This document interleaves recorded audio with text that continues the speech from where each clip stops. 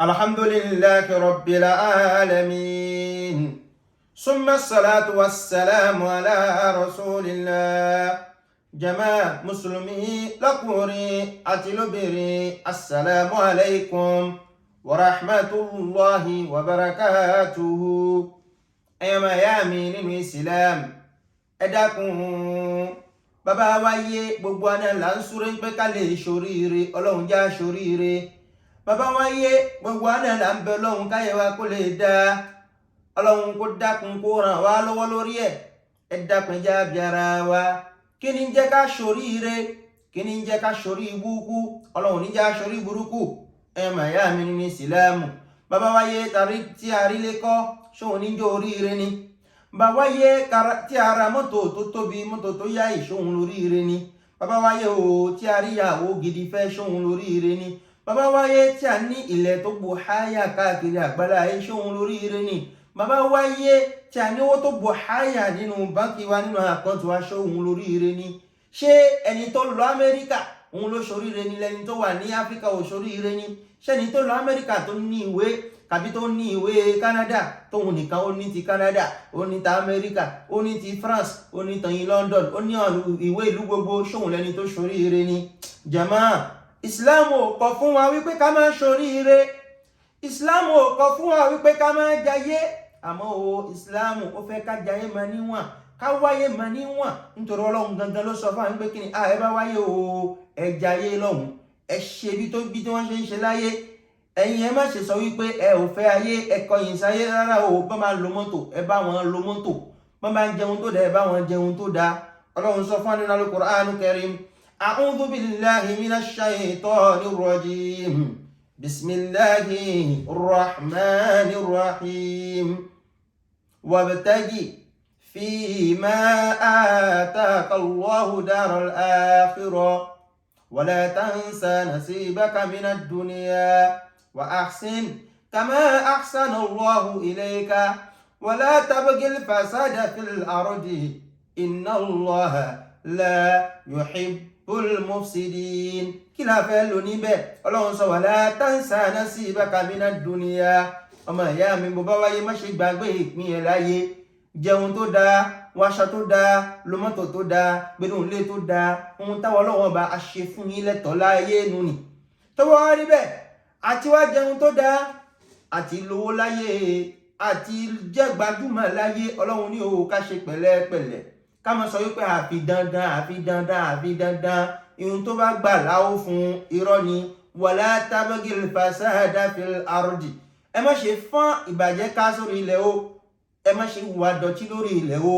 ẹ má torí ohun tẹ́ ń wá kẹfì máa bayé jẹ́ ẹ má torí ibi tẹ́ fẹ́ dé kẹfì máa dalẹ̀ rú o ẹ má torí owó ẹ má torí ọlá ẹ má torí gbogbo ìfẹ́ ayé afẹ́ ayé nìkan kẹfì máa balẹ̀ jẹ́ òun torí kí ni inna Allaha la yuhibbul mufsidin ọlọ́wọ́ bá dájúdájú ọlọ́wọ́ bá kò nífẹ̀ẹ́ sí àwọn ohun òbílẹ̀ jẹ́ èèyàn àwọn ẹni tí ń balẹ̀ jẹ́ ọlọ́wọ́ bá ò nífẹ̀ẹ́ sí wọn tó bá rí ọlọ́run sọ fún anígbòmí ó ní alhaakumut takasur ó máa ṣe tó ṣe wípé ádà là ń lé kiri mo fẹ́ lówó mo fẹ́ lọ́lá mo fẹ́ kọ́lé mo fẹ́ ra mọ́tò gbogbo afẹ́ ayé nìkan là ń lé kiri àmọ́ wá lè bẹ́ẹ̀ títí hatta zurtumul maqabir àmọ́ wá lè bẹ́ẹ̀ títí àfilọ̀ ọ̀gán ní sáré ọmọ ìyá mi nínú ìsìlámù ṣé ẹni bá kọ́yé jọ òun náà ló ráyé wá ní ẹni tí ó bá kọ́yé jọ ṣé kò ráyé wá ní ayé tàwa rí yẹn bàbá lè títí ta lówó ta lé gbogbo ẹ̀ ta ló nowó lọ́dọ̀ ọlọ́run ní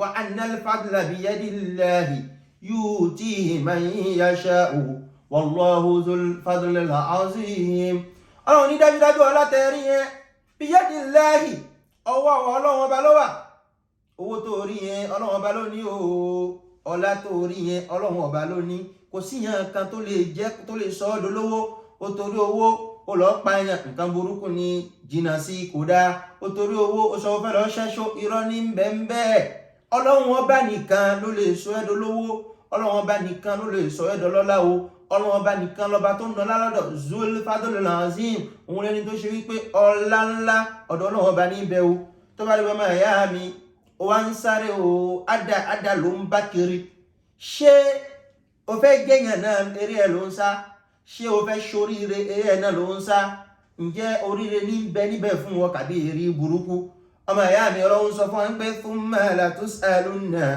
yawma izin 'anin na'im tẹ́ bá sáré náà títí tẹ́ ṣe gbogbo ohun tẹ́ fẹ́ títí ẹ má gbàgbé o latus'alunna dájúdájú sẹ́ confam àwọn ọlọ́run ọba apádà bí lórí níjọ́ àgbédìde 'anin na'im gbogbo owó tá a kó fún yín báwo lẹ ṣe ló gbà ń bolẹ̀ ló sí o gbogbo owó tá a kó fún yín báwo lẹ ṣe rí gbà báwo lẹ ṣe kójọ gbà báwo lẹ ṣe wá ná gbà ń bolẹ̀ ná sí àwọn atalẹ̀ ná fún ọlọ́run padà bí kó wá wa tó bá rí ọmọ ìyá mi pípọ̀ náà wọ ọmọ ẹ̀ dáadáa mà a máa rò wípé o ká kó ọ̀rọ̀ ilé ayé yìí jọ òun ló túmọ̀ sí wípé aráyé wá a máa rò wípé o ká kọ́lé kára mọ́tò ká fẹ́ yàwó tó dáa yàwó tó yáyì ká ní owó tó bọ̀ háyà ní bank ká mọ̀ lọ abáàlú amẹ́ríkà lẹ́ni ọ̀la ká lọ Paris ká mọ̀ lọ káàkiri ayé òun ló túmọ̀ sí wípé aṣoríire ọlọ́run ń sọ fún wa èyí gangan kọ́ lóríire ó ní wal asr tó bá di wọ̀lẹ́ ayé báyé bá ń lọ bí àná ayé bá ti ń lọ innal insana lafi khusri innal insana lafi khusr ọmọ ìyá mi ọlọ́run jẹ́ pé dájúdájú àwọn ọmọ ènìyàn bó bá ti di wọ̀lẹ́ ayé báyé bá ti ń lọ bí ìparí àwọn ọmọ ènìyàn máa ń bẹ nínú àwọn ẹni àánú a máa ń bẹ nínú àwọn ẹni àánú nítorí ìfẹ́ àfẹ́jú ayé tí ń bẹ lọ́kàn wọn nítorí àdáadá tí ń bẹ lọ́kàn wọn nítorí àfi dandan kí lówó tí ń bẹ lọ́kàn wọn innal insana lafi khusri ọmọ ìyá mi tó bá rí bẹ́ẹ̀ ọlọ́run ní àwọn tani àwọn ẹni tí ó ṣoríire tí wọn ò ní máa bẹ láàrin àwọn ẹni àánú àwọn tani àwọn ẹni tó ṣoríire tí wọn ò ní máa bẹ lẹ́ni tó ṣe pé wọ́n ṣe rí búkú nínú ayé ọlọ́run ní illal ladhina amanu àkọ́kọ́ nìyẹn wa amilu solihati èkejì nìyẹn wa tawasaw bil haqqi ó jẹ́ kẹta wa tawasaw bis sabr ó jẹ́ kẹrin ọlọ́run ní o àwọn tani tó ṣoríire àwọn tani àwọn ẹni tí ò ní máa bẹ ní àárín àwọn ẹ̀yánù ní àkókò táwa yìí òun náà ni àwọn ẹni tó ṣe wípé abábá kan mẹ́rin lọ́dọ̀ wọn àkọ́kọ́ òun náà ni al-iman amantu billahi wa malaikatihi wa kutubihi wa rusulihi wal yawmil akhir khayrihi wa sharrihi ẹni tó nígbàgbọ́ òdodo sọ́dọ̀ ọlọ́run ọba ó gbà ọlọ́run ọba gbọ́ ó gbà àwọn màlẹ́kà gbọ́ ó gbà tírà gbọ́ ó gba àwọn ànábì ọlọ́run bá gbọ́ ó wá gba ọjọ́ kẹyìn gbọ́ kódà ó gba kádàrá gbọ́ kádàrá ọ̀hún ìbáàjẹ́ rere ni ìbáàjẹ́ ọ̀kan ìyókù lọ́lọ́run kọ fún ó gbà á gbọ́ ẹni tó nígbàgbọ́ òdodo ǹjẹ́ mi pẹ̀lú ọmọ ìyá mi a nígbàgbọ́ ǹjẹ́ ìgbàgbọ́ wa ó kù ní dúró ǹjẹ́ ìgbàgbọ́ wa ó tún ní àlàáfíà ẹni ìgbàgbọ́ ẹ bá ní àlàáfíà òun nìkan ni ẹni tó máa bẹnu ẹni tó ṣoríire òun lápè ní olóríire kò wá tán síbẹ̀ ọlọ́run tún jẹ́ pé wá ń pé kí ni ẹni tó ṣe wípé ń ṣiṣẹ́ dáadáa ń ṣiṣẹ́ rere illal ladhina amanu wa amilu solihati àwọn iṣẹ́ dáadáa àwọn iṣẹ́ rere àkọ́kọ́ nínú iṣẹ́ dáadáa ọmọ ìyá mi òun náà ni kò máa kírun lágo bó o bá kírun ò lè ṣoríire nítorí ọlọ́run ànábì jẹ́ pé wá ń gbé kí ni awwalu ma yuhasabu alayhi al-abdu yawmal qiyamah as-salat nǹkan àkọ́kọ́ tí wọ́n padà túwò nínú iṣẹ́ wa tó bá di ọjọ́ àgbédìde al-qiyamah òun náà ní kí ni as-salat ìrun iṣẹ́ dáadáa tá à ń sọ fún ẹ wípé illal ladhina amanu wa amilu solihati àkọ́kọ́ nínú tó yẹ kó mójútó òun náà ní kí ni kó máa kí òun ẹ̀ lágo èkejì nínú tó yẹ kó mójútó nínú iṣẹ́ dáadáa òun náà ní kí ni kó máa ṣe kí ni kó máa gbàwẹ̀ ọlọ́run ti pa ọ́ láṣẹ ká gba Ramadan náà gbogbo ọwọ́ tó bá mójútó ìwọ náà ló ń bẹ láàrin àwọn ẹni tó ṣoríire ẹ̀kẹta nínú ohun tó yẹ kó mójútó òun náà ni kó máa yọ zaka ìbáàjẹ́ zakatul malu ni èyíkéyìí tí ò bá jẹ́ nínú zaka ìbáàjẹ́ zaka gangan tó tí ọlọ́run pa wá láṣẹ rẹ̀ tàbí èyí tó jẹ́ súnà táwọn sí sàárà lásán tó jẹ́ sọ́dákọ̀ ọmọ ìyá mi ó yẹ kó mójútó kó máa yọ kó sì máa ṣe sàárà gidi gan. Àwọn ohun tá ń pè níṣẹ́ rere nìyẹn. Ọmọ ìyá mi, èyí tá fi akágbẹ́ ẹlẹ̀ nínú iṣẹ́ rere òun náà ni ká lọ sí hajj tá bá nágbára. Pípọ̀ nínú wa bá a bá ti ìkọ́lé àfẹ́ lọ sí hajj tó sì wá jẹ́ wípé gbèsè ló jẹ́ lọ́hùn wa, àti bàlágà àti inú tó yẹ ká fi lọ sí hajj, àti ní possibility àti lọ àlọ́. Àwọn àndó pé àfi ká kọ́lé náà, àfi ká sọ iyì náà, àfi ká ṣe gbá náà, àfi ká ṣàwò náà. Ọmọ ìyá mi, bó o bá tẹ̀ kọ́lé, bó o bá ti tó kó lọ sí hajj, bó o bá lọ gbèsè ní lọ́hùn rẹ, ọmọ ìyá mi dákun kò lọ mójútó. Ọlọ́run jẹ́ kó yé wa wípé àwọn talẹ́ni tí ó ṣoríire tí wọn ò ní máa bẹ nínú àwọn ẹni àánú òun náà ní kí ni illal ladhina amanu, àwọn ẹni tó gbà Ọlọ́run bá gbọ́, wa amilu solihati, tí wọ́n sì ń ṣe dáadáa, wọ́n ń ṣiṣẹ́ dáadáa síwájú Ọlọ́run bá. Díẹ̀ nínú wọn iṣẹ́ dáadáa náà láti kàfà wá yìí. Ọmọ ìyá mi watawasaw bil haqqi, tá máa ń sọ̀rọ̀ òdodo ni wọ́n máa ń sọ. Wọ́n jọ Ànábì wa Muhammad sallallahu alayhi wa sallam, wọ́n sì ń tẹ̀lé sunna Ànábì wa Muhammad sallallahu alayhi wa sallam, nítorí òun gangan ní as-sadiqul masduq, ẹni tó ṣe wípé má sọ òdodo tí sì máa ń gbọ́ òdodo. Ọmọ ìyá mi, ìjọ má sọ òdodo, wọ́n bá tó wá gbé ọ̀rọ̀ òdodo abẹ́ ìjọ tún máa gbà. Ànábì ní la yadkhulul jannata namam, kò ní wà àlìjánà ẹni tó ṣe wípé òun ti irọ́ náà ní máa ń pa, kì í sọ òdodo. Ọlọ́run dákun kó má ṣe àlìjánà léwọ̀ fún wa. Èyí tàbí akágbẹ̀ ẹlẹ́ ọmọ ìyá mi, watawasaw bil haqqi watawasaw bis sabr. Tá máa fẹ́ sọ̀rọ̀, ọ̀rọ̀ dúndùn náà máa ń sọ, ọ̀rọ̀ tútù náà máa ń sọ. Wọn kì í sọ̀rọ̀ alfahsha, wọn kì í sọ̀rọ̀ tí ó dá kó lẹ́nu. Wọ́n máa fẹ́ sọ̀rọ̀, wọ́n máa sọ̀rọ̀ pẹ̀lú sùúrù. Ọlọ́run gangan sọ fún wa pé kí ni inna Allaha ma'as sabirin. Àwọn ẹni tó ṣe sùúrù, àwọn ẹni tó ṣe sùúrù, Ọlọ́run bẹ pẹ̀lú wọn. Ọlọ́run bá ń bẹ pẹ̀lú àwọn ẹni tí máa ń ṣe sùúrù.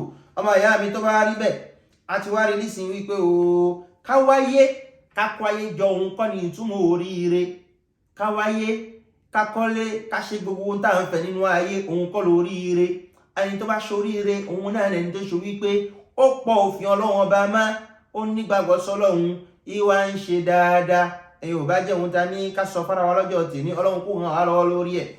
Chers frères et sœurs en islam, aujourd'hui nous allons nous entretenir sur la nuance qu'il y a entre la réussite et l'échec. La réussite et l'échec. Va-t-on dire que dans ce bas monde, c'est seulement, ou bien c'est ceux qui ont acheté de grosses maisons, de grosses voitures, qui ont assez d'argent en banque? Va-t-on dire que c'est ceux-là qui ont réussi? Allah nous a dit, certes, c'est nous qui avons permis que vous cherchiez, d'accord, les plaisirs et les facilités de ce bas monde. Nous vous avons permis d'acheter des maisons, de manger ce que vous voulez, d'avoir de bonnes femmes halal, etc. Certes, c'est nous qui avons permis cela. Mais on ne vous demande pas de le chercher à tout prix, coûte que coûte. On va le chercher, quel qu'en soit ce que cela va coûter. Non, Allah n'a pas permis cela. Chers frères et sœurs en islam, Allah nous dit wala tabghil fasada fil ard. D'accord, sur cette terre, ne commettez pas, d'accord, ne transgressez pas, ne commettez pas les péchés sur cette terre. Ne gâtez pas cette terre, s'il vous plaît. Wala tabghil fasada fil ard. Ne répandez pas, d'accord, tout ce qui est mauvais sur cette terre. Allah nous défend de cela. Et Allah n'aime pas les transgresseurs, s'il vous plaît. Alors Allah nous dit, dans le Coran, que nous allons remarquer la course effrénée vers la richesse. On veut devenir riche. D'accord? On veut devenir riche à tout prix. On veut chercher l'argent par tout moyen. On veut, coûte que coûte, vaille gagner de l'argent. Allah dit, ce n'est pas bien. Ce n'est pas bien, chers frères et sœurs en islam. Parce que tout ce que nous allons gagner comme argent, comme richesse, tout ce que nous allons réunir sur cette terre comme richesse, Inch'Allah, un jour, nous allons rendre compte. Car Allah nous dit, tout ce que nous avons donné en bien, vous l'avez obtenu, d'accord, par une voie légale ou non, vous allez rendre compte. Vous allez rendre compte, pardon, de cela. Que tu aies gagné ton argent de façon licite ou de façon illicite, un jour tu vas rendre compte. Car Allah va te demander tout ce qu'on t'a accordé là, comment tu as dépensé ça. Tu as dépensé ça où? Sur quelle voie tu as dépensé ça, chers frères et sœurs en islam? Alors, il existe parmi nous, jeunes d'aujourd'hui, nous pensons que c'est seulement en gagnant les biens de ce bas monde qu'on va réussir. Ou bien nous pensons que réussir là, c'est le fait d'avoir beaucoup d'argent, c'est le fait d'avoir de belles maisons, c'est le fait d'être à l'abri du besoin. Écoutez ce qu'Allah nous dit. Allah nous dit, Wal asr, innal insana lafi khusr. Allah nous dit, à la fin du temps, beaucoup, certes, d'accord, l'être humain sera dans la perdition. Il va penser qu'il est en train de réussir. Il va penser qu'il est en train d'atteindre ses objectifs dans ce bas monde, alors qu'il est dans la perdition. Allah a dit, qui sont ceux qui ne sont pas dans la perdition? Illa alladhina amanu wa amilu salihati wa tawasaw bil haqqi wa tawasaw bis sabr. Allah dit, c'est seulement, d'accord, ceux qui ont cru effectivement en Allah. C'est la première condition, al-iman. Ceux-là seront ceux qui ont réellement réussi dans ce bas monde et dans l'au-delà. Deuxièmement, Allah nous dit wa amilu salihat, et qui accomplissent les bonnes œuvres. Wa tawasaw bil haqqi, lorsqu'ils parlent, ils ne font que dire la vérité. Wa tawasaw bis sabr, et lorsque ces gens-là parlent, ils parlent avec apaisement, ils parlent tranquillement, avec patience. Alors, chers frères en islam, le fait Allah a cité la croyance d'abord et les bonnes actions en deuxième position. La croyance dont nous parlons, combien de jeunes aujourd'hui croient réellement en Allah? Combien d'entre nous croient réellement à Allah? Et la croyance, il nous faut croire en Allah, croire en ses messagers, croire en les anges, l'existence des anges, croire en le destin et croire en le jour dernier. Chers frères en islam, est-ce que tu acceptes le destin? Est-ce que lorsque quelque chose t'arrive, est-ce que lorsque quelque chose t'arrive, tu sais que ça vient de Allah subhanahu wa ta'ala? Est-ce que tu acceptes le destin? Ce n'est que en cela que nous allons voir si tu crois réellement à Allah ou bien si tu ne crois pas. Deuxièmement, les bonnes actions. Les bonnes actions, ça passe d'abord par la prière. Est-ce que tu pries à l'heure? Est-ce que tu pries comme cela se doit? Est-ce que tu pries convenablement? Est-ce que tu pries avec humilité? Est-ce que tu pries avec humilité à Allah subhanahu wa ta'ala? Parce qu'il y a des gens qui vont prier, qu'Allah nous en préserve. Il y a des gens qui vont prier pendant beaucoup d'années. Allah ne va pas accepter ça parce qu'ils ne prient pas convenablement. Qu'Allah nous en préserve. Est-ce que tu jeûnes? Ce n'est que ça les bonnes actions. Est-ce que tu jeûnes le Ramadan convenablement? Est-ce que tu observes ton pèlerinage comme cela se doit? Est-ce que tu observes la zakat comme cela se doit? Ce n'est que ça, en cela qu'on saura si tu as accompli les bonnes actions ou si tu n'accomplis pas les bonnes actions. Allah nous dit en troisième position, ceux qui disent la vérité. Mon frère, est-ce que tu dis la vérité? Le prophète Mohammed sallallahu alayhi wa sallam nous dit, n'entrera pas au paradis le menteur. Est-ce que toi tu dis la vérité, mon frère? Et pour finir, Allah nous dit, ceux, d'accord, qu'on peut compter parmi ceux qui ont réussi dans ce bas monde, c'est ceux-là, lorsqu'ils veulent parler, ils parlent avec apaisement, ils parlent avec patience, ils ne crient pas, ils ne s'agitent pas. Mon frère, ce n'est que ça, ce n'est qu'en cela que nous pouvons, en ces 4 points bien sûr, que nous pouvons dire si quelqu'un a réussi dans ce bas monde ou bien si cette personne n'a pas réussi. Chers frères en islam, il est bien de chercher de l'argent, il est bien de travailler, d'accord, de chercher la richesse, mais il n'est pas bien de chercher la richesse à tout prix. Car wa anna al-fadla biyadillahi yutihi man yasha wallahu zul fadl azim. Vous voyez, la richesse, ce n'est que dans les mains d'Allah subhanahu wa ta'ala. Yutihi man yasha, et il donne la richesse à qui il veut, car il est le détenteur suprême de la richesse. Qu'Allah facilite la compréhension, que nous sommes parmi ceux qui écoutent sa parole et s'évertuent à l'appliquer de la meilleure manière. Assalamu alaikum wa rahmatullahi wa barakatuhu.